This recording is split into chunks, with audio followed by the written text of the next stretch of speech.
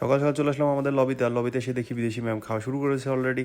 আর এখানে lots of foods, কারণ কালকে আমাদেরকে বলা হয়েছিল, ইনস্ট্রাক্টর বলছে যে সকালবেলার খাবারটা অনেক ভালো থাকবে, কারণ দুপুরের আর রাতের খাবারগুলো একদম বাজে, খাওয়া যাচ্ছে না, একদম চাইনার মতো খাবার। এখানে দেখেন অনেক রকমের যে মধুর চাটটা নিয়ে এসে রাখছে, এখানে অনেক রকম ফ্রুটস। আর এগুলো কি জানেন, এগুলো হচ্ছে চকলেট। আর দেখে মজা লাগছে না? ওটা হচ্ছে যে অন্য কিছু একটা স্ট্যাচু, ওটা ওগুলো চকলেট। আর সকালবেলা দেখতেছি আমাদের আগেই অনেকে এসে শুরু করে দিয়েছে খাওয়া। তো আজকে সকালের খাবারটা দেখতেছি, হ্যাঁ অনেক সুন্দর।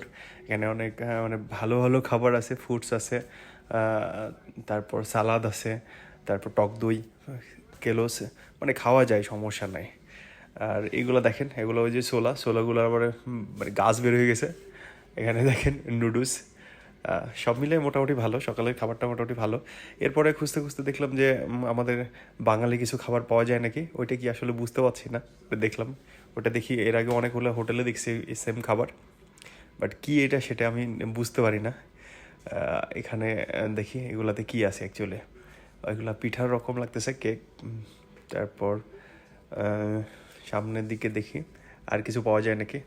দেখছেন কত বড় মানুষ, একদম 7 ফিট লম্বা। এখানে কিছু আছে আপনার, এখানে টোস্টার আছে, চাইলে টোস্ট বানিয়ে নেওয়া যাবে। এখানে অনেক রকম রুটি আছে, রুটি আছে। তারপর এই যে দেখেন, এরা তো খাওয়া শুরু করছে। তো অবশেষে পাইলাম এখানে আমাদের দেশীয় খাবার, এবং আমার পছন্দের লুচি, এবং অনেক ফুলকো লুচি। হ্যাঁ, এটা আমি নিব, ভাল লাগছে। আর এইদিকে আমার এখানে একটা ধোচা অর্ডার করছি, ইন্ডিয়ান ধোচা, এটাও নিব ভাবতেছি। এটা অনেক সুন্দর, মানে দেখে ভালো লাগতেছে, মানে ইচ্ছা করছে খাওয়া যায়।